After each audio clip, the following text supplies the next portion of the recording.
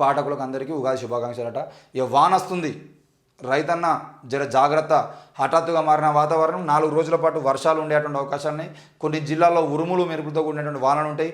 నగరవాసులకు ఉక్కపోత నుంచి విముక్తి, వ్యవసాయ రంగం అప్రమత్తం, చేతికొచ్చిన పంట నేలపాలయ్యే ప్రమాదం, వరి కోతల వాయిదా మంచిదంటున్న అధికారులు. టార్పాలిన్లు సిద్ధంగా ఉంచుకోవాలని చెప్పేసి, ఆరుబాయిట ధాన్యం ఆరబెట్టదని చెప్పేసి అధికారులు చెప్తున్నారు. మొత్తానికి అయితే 4 రోజుల పాటు వర్షాలు కురిచేటువంటి అవకాశం ఉన్నాయట. ఈ వర్షాలు కురిసే అవకాశంతో పాటు తప్పకుండా కొన్ని జిల్లాల్లో ఉరుములు మెరుపులతో కూడినటువంటి వానలు ఉంటాయి. ఎట్టి పరిస్థితుల్లో పంట పొలాలకు సంబంధించిన విషయంలో కోసిన పంట ఏదైతుందో ఆ ధాన్యం కుప్పలకు సంబంధించిన విషయంలో మాత్రం ఆరుబయట ఆరేయద్దు, కుప్పలు చేసి పెట్టుకోండి అని చెప్పేసి అధికారులు చెప్తున్నారు. మరి తడిసేది ఉంటే, పంట తడిసేది ఉంటే మేము పంట నష్టం ఇస్తాము, లేదంటే తడిసిన ధాన్యాన్ని కూడా కొంటామని మాత్రం అధికారులు చెప్తలేరు. అది ప్రభుత్వం వెంటనే ప్రకటించాలి. ఒకవేళ ఈ 4 రోజుల పాటు వర్షేటువంటి వర్షాల వల్ల పంట నష్టాలు జరిగితే పంట నష్టానికి బాధ్యత ప్రభుత్వం వహించాలి. దాంతోపాటు ఎక్కడైనా ధాన్యం అంటే ఆ భారీ వర్షాల వల్ల కొన్నిసార్లు ఏమవుతుందనంటే చాలామంది కవర్లు కప్పుకోవచ్చు కానీ మాట్లాడతాను. కవర్లు కప్పుకోవడానికి ఈరోజు గ్రామాల్లోకి పోయి చూసుకుని వెళ్తుంది. ఆ గ్రామాల్లో ఉన్న రైతులు కిరాయిలో తెచ్చుకుంటారు కవర్లు. ఇంకో ఈ కుప్ప ప్రకారం ఈ ఒక్క కవర్ సరిపోతుంది అని చెప్పేసి ఒక్కొక్క కవర్కు రోజుకి 50 రూపాయలు 100 రూపాయల కిరాయి ఉన్నప్పుడు ఆ కవర్ తెచ్చుకొని కప్పుకోవడానికి కూడా డబ్బులు లేక పెట్టుబడి పెట్టి ఇప్పుడు ఆ పంట అమ్ముకుంటే కదా మన పైసలు వచ్చేది రైతుకు. కాబట్టి ఒక చిన్న కవర్ వేసుకొని కప్పుకుంటాడు. భారీ వర్షం వల్ల సడన్గా గాలి కొట్టుకపోయేది ఉంటే ఆ పంట మొత్తం తడిసిపోతుంది. కాబట్టి అట్లాంటి ప్రమాదాలు కూడా జరుగుతాయి. కాబట్టి ఆ పంట ఒకవేళ కనుక ధాన్యం కనుక తడిస్తే తడిసిన ధాన్యాన్ని కూడా కొనాల్సిన బాధ్యత ప్రభుత్వం మీద ఉంది అనే విషయాన్ని గుర్తు చేస్తా ఉన్నాం. ఈ వాతావరణం ఒక్కసారిగా మారిపోయింది. ఒకవైపు ఉష్ణోగ్రతలు తగ్గుముఖం పట్టాయి. 45 డిగ్రీలకు చేరువలో ఉన్నటువంటి పగటి ఉష్ణోగ్రతలు ఒక్కసారిగా 41 డిగ్రీలకు పడిపోయాయి. కేవలం 24 గంటల వ్యవధిలోనే 3 డిగ్రీలు తగ్గిపోయాయి. మరోవైపు రాష్ట్రంలోని పలు ప్రాంతాల్లో ఆకాశం మేఘావృతంగా మారిపోయింది. తెలుగు రాష్ట్రాల్లో సోమవారం భిన్నమైన వాతావరణం నెలకొంది. తెలుగు ప్రజల తొలి పండుగ ఉగాది సందర్భంగా వాతావరణ శాఖ ప్రజలకు చల్లటి కబురును అందించిందని చెప్పేసి. ఇక మంచినీటికి భరోసా, బెంగళూరు సీన్ భాగ్యనగరంలో రిపీట్ కాదు, అవన్నీ అవాస్తవాలే. గ్రేటర్ మంచినీటి అవసరాలకు సరిపడా నిల్వలు ఉన్నాయి. కొన్ని ప్రాంతాల్లో భూగర్భ జలాలు తగ్గడంతో ఎండిపోయిన బోర్లు, ఫలితంగా అక్కడక్కడకు ట్యాంకర్లకు పెరిగిన డిమాండ్. ఈ నెల 15 నుంచి అత్యవసర పంపింగ్ సమీక్షా సమావేశంలో పురపాలక శాఖ ముఖ్య కార్యదర్శి దానా కిషోర్.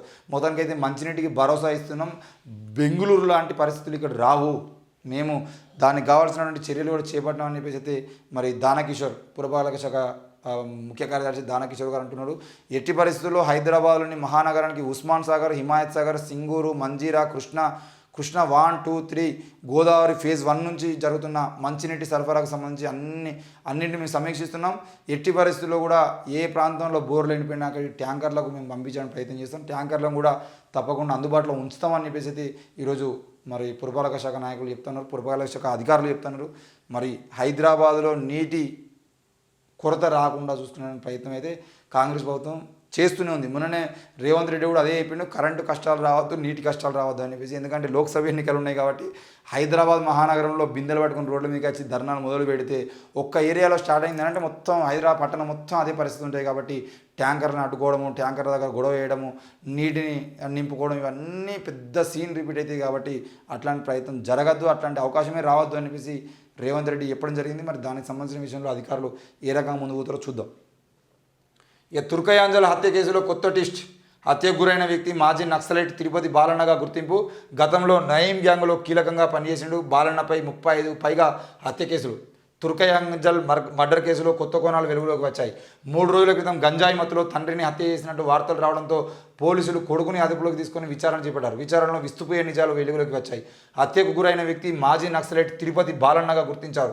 గతంలో నయీం గ్యాంగ్లో కీలకంగా పనిచేశారని, ఇతనిపై 35కు పైగా హత్య కేసులు ఉన్నాయని చెప్తున్నారు. మరి బాలన్న హత్యకు కారణాలు పోలీసులు శోధిస్తున్నారు.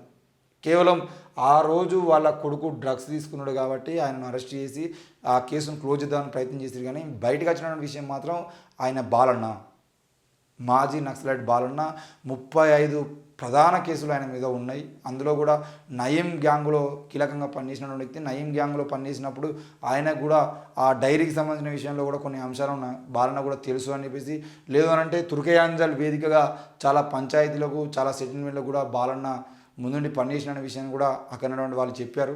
ఈ విషయంలో మరి పోలీసులు అసలు హత్య చేసింది ఎవరు అనేది బయట పెడతారా, లేదంటే గంజాయి మత్తులో వాళ్ళ కొడుకున్నాడు కాబట్టి ఆయన మీదనే కేసు క్లోజ్ చేయాలని ప్రయత్నం చేస్తారా, బాలన్నను చంపింది ఆయన కొడుకేనా లేదు అని అంటే వేరే వాళ్ళు మాజీ నక్సలైట్గా ఉన్నటువంటి బాలన్నపై తిరుపతి బాలన్నపై హత్య ప్రయత్నం చేశారని ప్రయత్నం చేసిర్రా, అసలు ఏం జరిగింది ఆ హత్య కేసులో అసలు నిజాలు ఎంత అనేది పోలీసులు బయట పెట్టాల్సింది. మరి ఆ క్లూస్ టీమ్ వాళ్ళందరూ చూసినటువంటి ఆధారాల ప్రకారంగా ఏం తీసుకున్నారు ఏంది, అసలు వాళ్ళ కొడుకే చంపినటువంటి ఆనవాళ్ళు అక్కడ ఉన్నాయా లేవా అనేది కూడా అర్థం కాని పరిస్థితి.